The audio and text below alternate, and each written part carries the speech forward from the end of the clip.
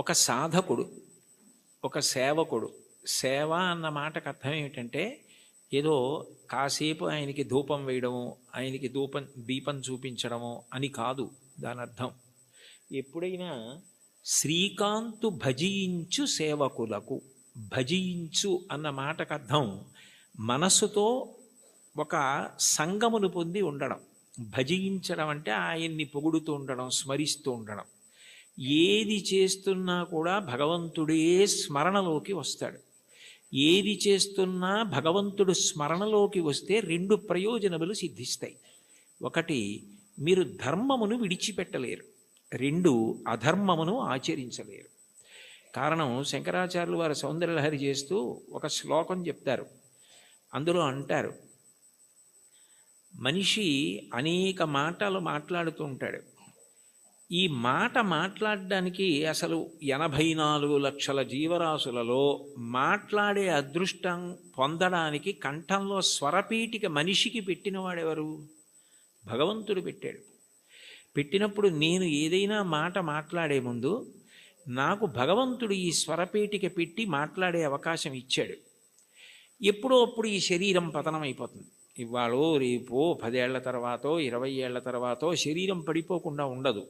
జాతస్య హి ధ్రువో మృత్యువు ధ్రువం జన్మమృతస్య చ. శరీరం పడిపోవాలి. పడిపోయినప్పుడు ఈశ్వరుడు ఒక ప్రశ్న వేస్తాడు. అన్ని ప్రాణులలో నువ్వు ఉత్కృష్ట ప్రాణివయ్యావు. కారణం, రెండిటిని ఇచ్చాను. ఒకటి బుద్ధి, రెండు మాట. ఈ మాటని నువ్వు ఎంత బాగా ఉపయోగించావు అని అడుగుతాడు. మాట బాగా ఉపయోగపడాలన్నా, ఏది చేస్తున్నా చేత నిగ్రహింపబడాలన్నా అది ఇచ్చినవాడు జ్ఞాపకానికి వస్తూ ఉండాలి. ఆ ఇచ్చినవాడు జ్ఞాపకానికి వస్తున్నాడు అనుకోండి, నాకు మాట ఇచ్చినవాడు భగవంతుడి, నేను ఆయనకి జవాబుదారి అని నాకు అనిపించింది అనుకోండి, పిచ్చి పిచ్చి మాటలు మాట్లాడే అవకాశం ఉండదు. అర్థం లేని ప్రశ్నలు వేసే అవకాశం ఉండదు.